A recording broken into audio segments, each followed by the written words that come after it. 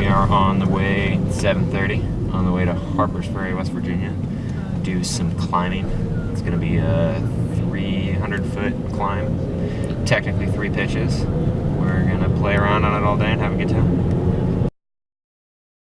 So within 20 minutes we hatched this plan to go on this climbing trip. I went home, grabbed some gear. I wrote a note to my parents saying, hey, I'm in West Virginia climbing. I'll see you in a couple days.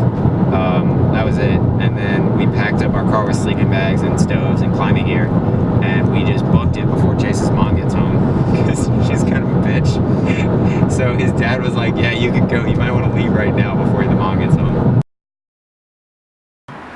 So I started climbing about 2.5 years ago in upstate New York. My sister went to the Air Force Academy, and she came down. She lived in Colorado, so she lived in Colorado. Her now fiance is a big climber, so she came down with the love of climbing and took us climbing in a gym in Canada. And so we went back to that gym a couple times, and then we moved down to Virginia. I got a job at Sporrock, the climbing gym, and they hooked me up with the professional guides and the knowledge needed to advance into the great outdoors. So I've been climbing a good amount for about a year and a half. I've been climbing in Kentucky, West Virginia, Maryland, North Carolina, Squamish, British Columbia, and Wyoming and California. So just climbing trips, that's all I go for. My friend Chase and I, we live out of the back of his car for 4 days at a time on certain trips. We spent 9 days in the Canadian wilderness in Squamish. I lived out of a hammock, they lived in their tent. But yeah, just doing whatever we can to climb.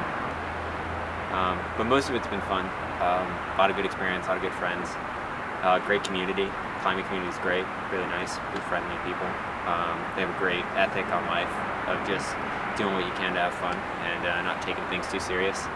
No matter how hard you climb or where you climb, the main goal is to just walk away from it. There's nothing worth like getting hurt or getting killed by something. So we just try to make it so that we're as safe as possible and have fun playing outside.